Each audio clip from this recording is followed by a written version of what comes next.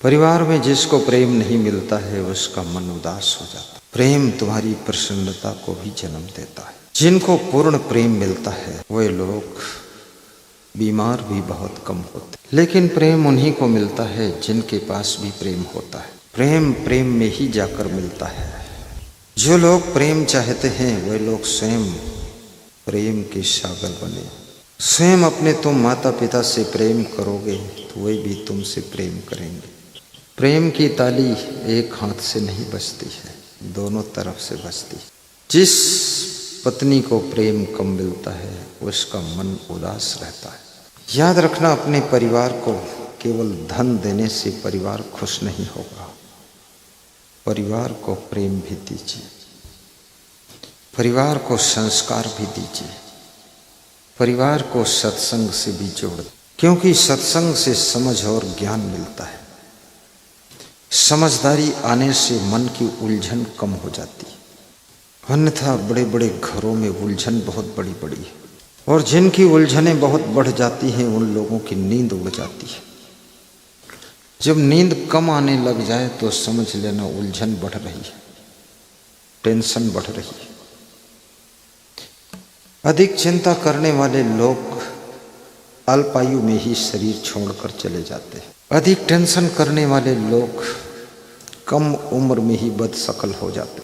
बीमारियां उनको अधिक घेरती हैं जो लोग ठीक से सोते नहीं, जो लोग ठीक से प्रेम से भोजन खाते नहीं। कितने लोगों के लिए 24 घंटे बहुत कम है, 100 वर्ष की जिंदगी भी कम है। पूरे संसार को समेट कर अपनी मुट्ठी में पैक कर लेना चाहते हैं। दीवालों पर एक कोटेशन लिखा हुआ है तिनसया में कि संसार में तुम तो चल सकते हो लेकिन तुम संसार को चला नहीं सकते। बहुत बड़ी बात है। लोग संसार को चलाना चाहते हैं और बड़े दुखी हो जाते। मेरे गुरुजी एक कहानी सुनाया करते थे। किसी गांव में एक बैलगाड़ी जा रही थी। उस बैलगाड़ी के नीचे छाया में एक कुतिया चल रही थी और कुतिया बहुत कराह रही थी। कुतिया बार बार आवाज करती थी, ए। गांव की सभी कुतिया इकट्ठी हुई। कुतियों ने पूछा, कुतिया तू क्यों कराह रही? तो उस कुतिया ने कहा, तुम्हें दिखता नहीं है कि बैलगाड़ी को तो मैं ही खींच रही हूं।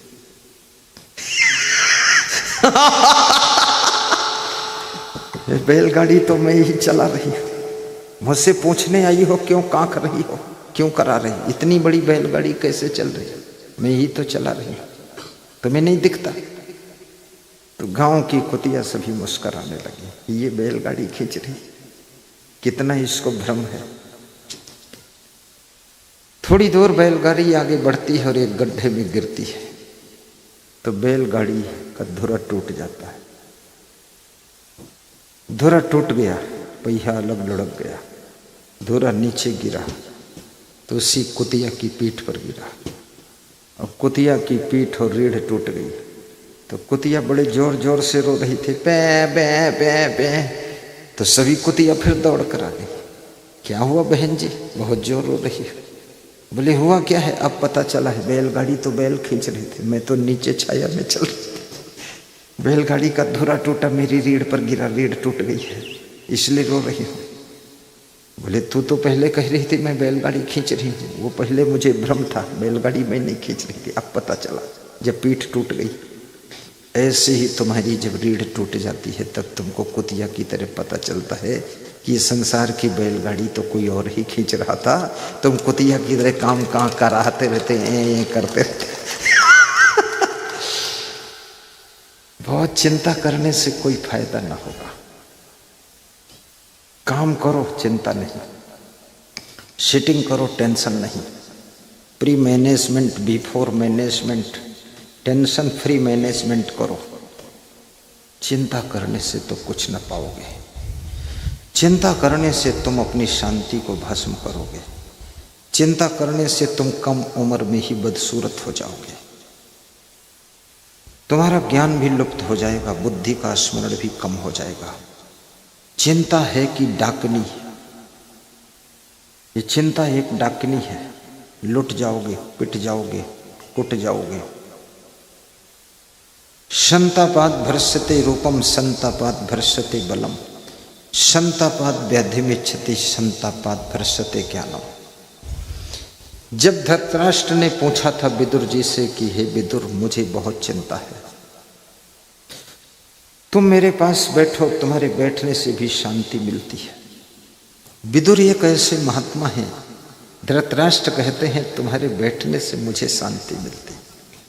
तुम्हारी जिंदगी की दुनिया में भी कुछ लोग ऐसे हैं जो कि उनके पास जब तुम बैठते हो तुमको शांति मिलती है।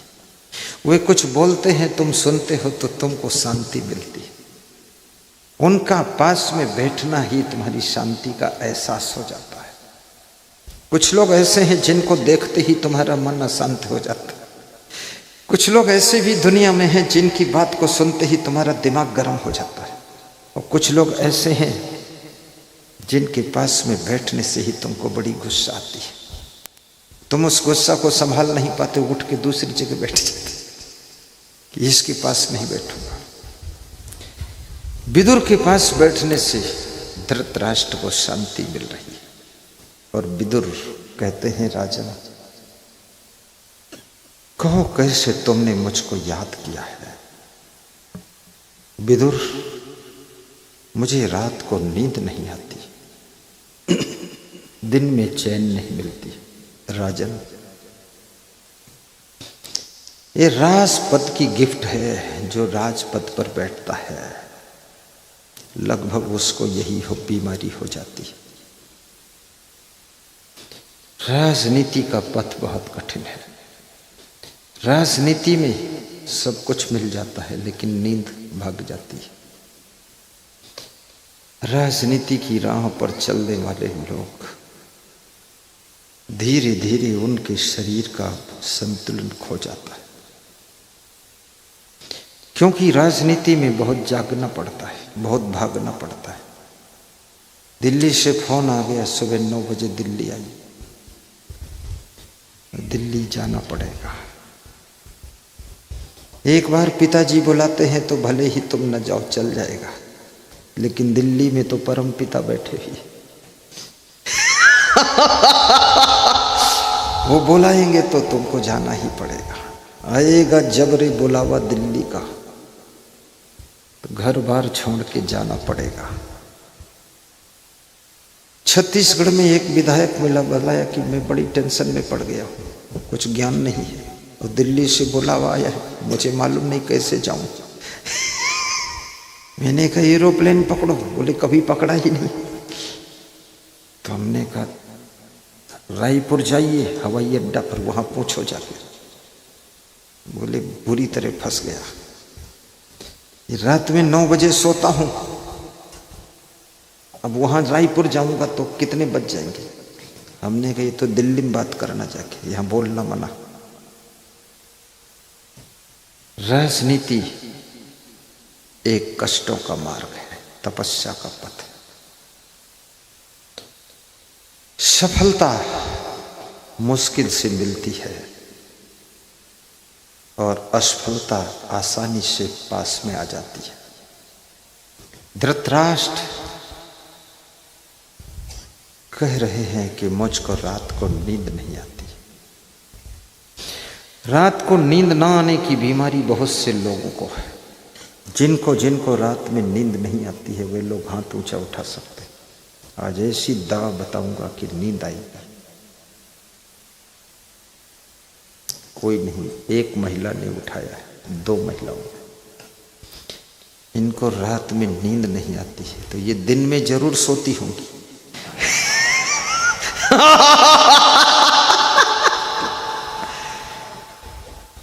इसलिए बाकी लोगों ने हाथ नहीं उठाया कि गुरुजी पता नहीं क्या घुमा के उत्तर दे दे, सब इज्जत चली जाए।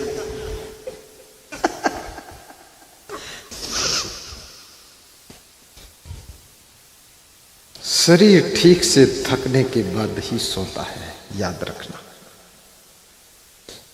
जब तुम खूब थक जाते हो,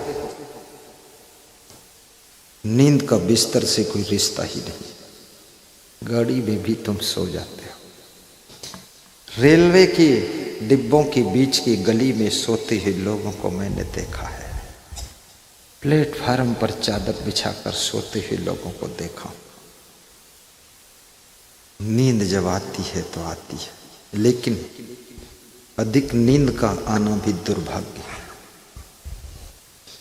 बिल्कुल नींद का ना आना बीमारी आने का संकेत है, और अधिक नींद का आना, हर समय नींद आना, ये दरिद्र आने का संकेत मिल चुका है। तुम सत्संग में जाकर सो जाओ, संसद भवन में सो जाओ, विधानसभा में सो जाओ, तो समझ लो दुर्भाग्य उदय होने वाला है। कितने लोग बाथरूम के अंदर भी सो चुके हैं। बाहर से लोग कुंडी खटखटाते, वो खोलते नहीं, वो सो रहे हैं बिना बिस्तर के, कुंभकर्ण जैसे पड़े हुए। अधिक सोना बहादुरी का काम नहीं है। कुछ लोग सोचते हैं मुझे खूब नींद आती है, मैं बड़ा सुखी प्राणी हूं। सुखी नहीं हो तो मूर्ख प्राणी हो। खूब नींद जिनको आती है वो मूर्ख है, और जिनको पर्याप्त नींद आती है वो बुद्धिमान है, और जिनको आती ही नहीं है वे कौन है? घर में जाकर सोचना वे कौन है? वे तुम्हारे ही बाप है और कोई नहीं। उन्हीं को नींद नहीं आती। जिनको नींद नहीं आती वे कौन है? वे अज्ञानी लोग हैं, जिनको संसार का ज्ञान ही नहीं है। ये संसार क्या चीज है? ये संसार मृत्यलोक है, संसार छूटने वाला है, संसार सदा तुम्हारे साथ रहने वाला नहीं है, और तुम संसार में हमेशा रहने वाले नहीं हो। यहाँ मेहमान की तरह आए हो 10 साल के लिए, 50 साल के लिए। ये मेहमानी करना है कि यहाँ पर टेंशन लेना है? अच्छे मेहमान बन करके अच्छा रोल अदा करके चले जाइए। यहाँ चिंता करने का कोई सवाल नहीं। ये परिवार भी परमानेंट तुम्हारे साथ नहीं रहने वाला है। ये घर भी परमानेंट तुम्हारा नहीं रहेगा। ये गाड़ी लाड़ी बाड़ी साड़ी ये सब तुम्हारी सदैव नहीं रहेगी। ये खेती पाती भी सदैव तुम्हारी नहीं रहेगी। सब एक बार आंख बंद होगी, खेल बंद हो जाएगा। हमेशा तुम विधायक नहीं रहोगे, सांसद नहीं रहोगे, न मंडल अध्यक्ष रहोगे, न कमंडल अध्यक्ष रहोगे। न तुम्हारी पार्टी हमेशा जीतने वाली है, न तुम जीतने वाले। हमेशा बड़े बड़े धुरंधर कद्दावर नेता भी हारते हैं, और बड़े बड़े कायर नेता भी जीत जाते हैं। याद रखना, ये दुनिया एक परिवर्तन चक्र में घूम रही है। यहाँ पर हारने वाले कभी जीतते हैं, और जीतने वाले भी कभी हार जाते हैं। इसलिए चिंता मत करिए।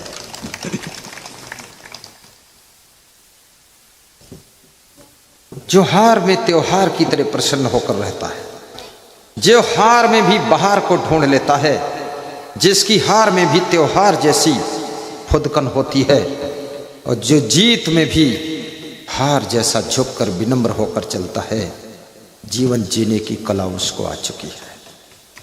तालियां बजाने की छूट है, हंसने की छूट है।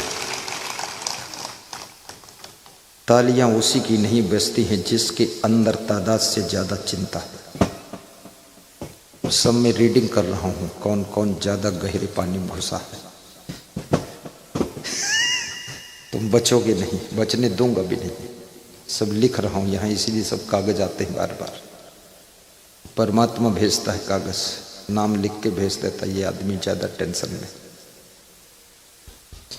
संतापात भ्रस्यते रूपम, संताप करने से सुंदर रूप नष्ट हो जाता है। 30-30 साल की उम्र में लोगों का चेहरा बहुत सुंदर था, बंदर हो गया। कितने लोगों ने तो शीशा में मुंह देखना बंद कर दिया। मैंने पूछा शीशा में मुंह क्यों नहीं देखते? बोले देखने लायक नहीं रह गया। तो तेरा मुंह किसने बिगाड़ा है? बोले चिंता में बिगड़ गया। ऐसा मुंह फूल गया है, बिल्कुल फूल करके कटहल जैसा हो गया। बहुत ज्यादा दुखी है। दुखी होने से भी कोई फायदा नहीं। ज्यादा मन में कामना भी मत रखो, निष्काम होकर कर्म करो। जो मिला है उसका आनंद ले लीजिए, और जो मिलकर भी खो गया है उसको भुला दीजिए, और जो मिलने वाला ही नहीं है उसके लिए दौड़ना बंद कर दीजिए। वो मिल चुका है, उसको संभालने की साधना शुरू कर दीजिए। जो मिल गया है उसका सुख भोगना सीख लीजिए। मनुष्य का मन इसलिए हमेशा दुखी रहता है क्योंकि इसको जो मिल जाता है उसका सुख भोगने की इसके पास में कोई कला नहीं है, तरकीब नहीं है। उससे मन इसका और आगे कूद जाता है, इसलिए उसका सुख नहीं भोग पाता है। याद रखना, ना आगे कूदो ना पीछे रुको, जो मिला है बीच में उसका आनंद लीजिए और मुस्कुरा कर कहो जय श्री राम बोल दीजिए। जय श्री राम। जय। वाह, ये भक्त खरगोन से आया है, हरिओम जय बोला है इसने हिम्मत करके। तो बाकी लोगों में क्या हिम्मत नहीं है? हिम्मत है, लेकिन क्यों नहीं जय बोलते? क्योंकि बाकी लोग सोचते हैं तुमसे ज़्यादा दमदार तो हम खुद हैं, तुम हमारी जय बोलो, हम तुम्हारे में क्यों बोले? ऐसे लोग सोच रहे। बीच बीच जय भी बोल दिया करो, जय जयकारा। गुरुदेव तुम्हारी जय जय हो, भगवान तुम्हारी जय जय हो। गुरुदेव तुम्हारी जय जय हो, भगवान तुम्हारी जय जय हो। कबीर तुम जय जय हो, महावीर तुम्हारी जय जय हो। कबीर तुम्हारी जय जय हो, महावीर तुम्हारी जय जय हो। हे राम तुम्हारी जय जय हो, हे कृष्ण तुम्हारी जय जय हो। हे राम तुम्हारी जय जय हो, हे कृष्ण तुम्हारी जय जय हो। गुरुदेव तुम्हारी जय जय हो, हे संत तुम्हारी जय जय हो। बोलिए सद्गुरु भगवान की जय। जिस समय जनकपुर में परशुराम ने राम को कठोर शब्द बोले थे, जब परशुराम को बोध हुआ कि राम पूर्णावतार हैं, तो परशुराम ने क्षमा मांगा था। जीवन में प्रथम बार परशुराम ने क्षमा मांगा। परशुराम को क्रोध बहुत आता था, लेकिन जब परशुराम भगवान को एहसास हुआ कि मुझसे गलती हुई, मैंने भगवान राम को बहुत कठोर कहा है, तो परशुराम ने क्षमा मांगी। कैसे क्षमा मांगा?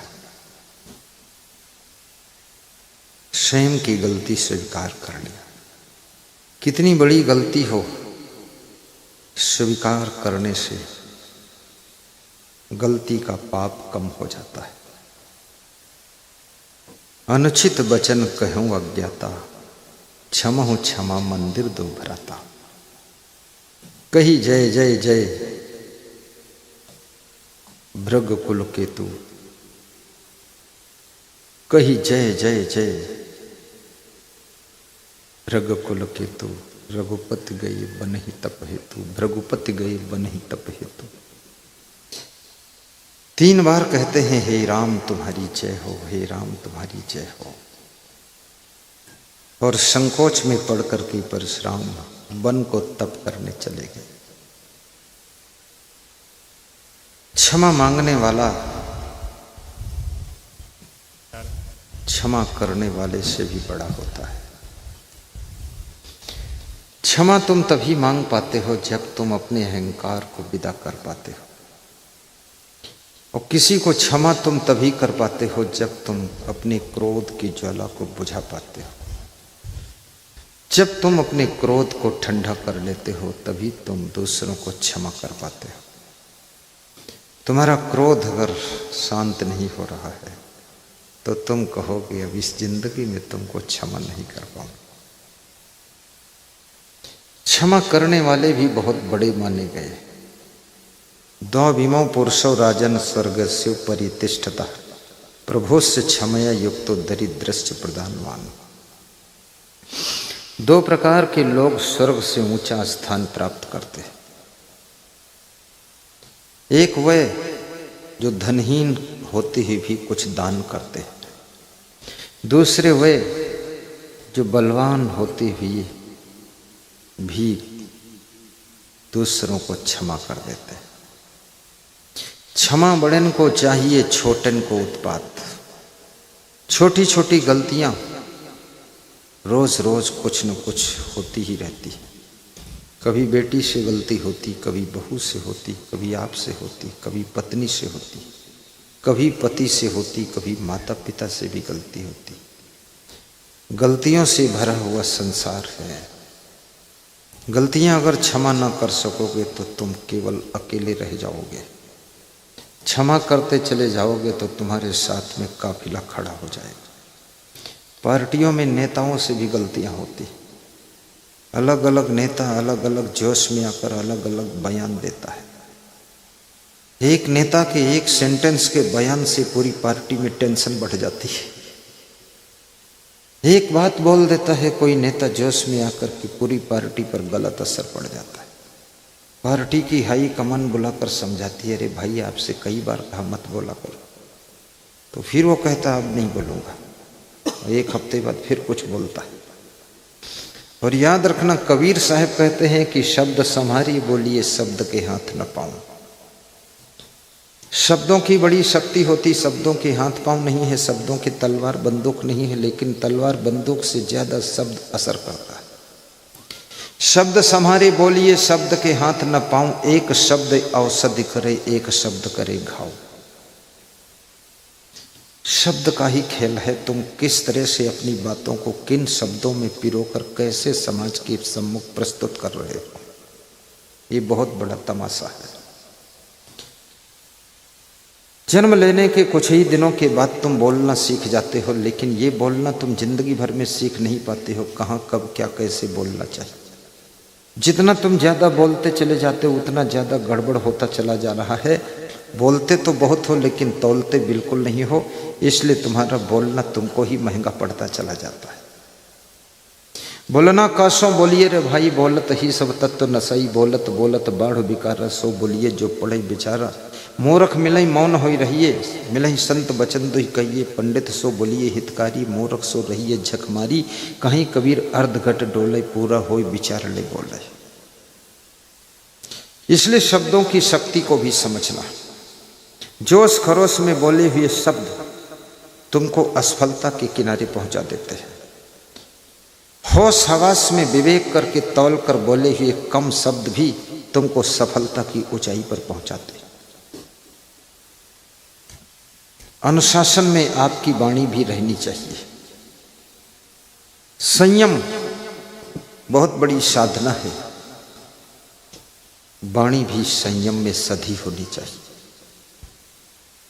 विचारों पर भी संयम कीजिए। अनावश्यक विचार अपने मन में प्रवाहित मत होने दीजिए। फालतू सोचते रहना, रात भर सोचते रहना, रात भर विचार करते रहना, खामखा दिमाग को थकाते रहना, शरीर को भी आराम न देना, ये बुद्धिमानी नहीं है। अपने विचारों का भी इंड कीजिए। निर्विचार हो जाइए, सोचना बंद कर दीजिए, गहरी नींद में सो जाइए। जब तुम्हारा शरीर गहरी नींद में प्रवेश करता है तो शरीर ही शरीर की सर्विसिंग शुरू कर देता है। अब बॉडी पूरी इतनी शुद्ध स्वस्थ हो जाती है जिसको कुछ पूछो मत। बच्चा खूब गहरी नींद सोता है, इसलिए बच्चा स्वस्थ रहता है और सुंदर रहता है। बचपन में दिमाग भी तेज रहता है, स्मरण शक्ति तेज रहती। क्यों? क्योंकि बच्चों को नींद बहुत आती। लेकिन हजारों बार लाखों बार माँ बाप उसको कोस कोच कर कहते हैं बहुत सोता है, बहुत सोता है, बहुत सोता है। और कहते कहते धीरे धीरे उसका मानसिक संतुलन बिगड़ जाता है, फिर नींद भंग हो जाती। जब नींद भंग हो जाती तो बेटे को समझाना शुरू करते, बेटा सो जाया करो, कोई चिंता मत किया करो। जब सोता था तो कहते थे बहुत सोता है, और जब सोता ही नहीं तो कहते अब सो जाया करो। उल्टा बात बता रहे। कितनी स्त्रियां अपने पति को तब तक कोंचती रहती जब तक उसकी नींद नॉर्मल जो है बिगड़ न जाए। जब नींद बिगड़ गई उसकी तब कहती सो जाया करो, तुम्हें किस बात की चिंता है। बहुत समझाती प्रेम से, हम तो जिंदा है ना। पति मन ही मन सोचता है तो ही तो टेंशन डालेगा। जब सोता था तो कोंच कोंच कर नींद भंग कर दिया, अब कहती सो जाया करो, अब तो बिगड़ गया संतुलन। बच्चे अगर 8 घंटे सोते हैं तो सो लेने दो, 8 घंटे से ज्यादा सोते हैं तो थोड़ा चिंता की बात है। जो 6 घंटे से कम सोता है बहुत चिंता की बात है। तुम रात भर जागो, दिन भर जागो, महीना भर जागो, 1 साल जागो, 10 साल जागो, सो ही मत, फिर भी ये पूरी दुनिया सुधार न सकोगे, न दुनिया ठीक कर सकोगे। तुम स्वयं बिगड़ जाओगे, स्वास्थ्य बिगड़ जाएगा, तबीयत बिगड़ जाएगी, हॉस्पिटल में भर्ती हो जाओगे। इसलिए इस बकवास में मत पड़ो। 7-8 घंटे सो लिया करो, बाकी घंटे काम कर लिया करो और मस्त रहा करो। जो होगा सब आनंद है, प्रसाद समझकर स्वीकार किया करो।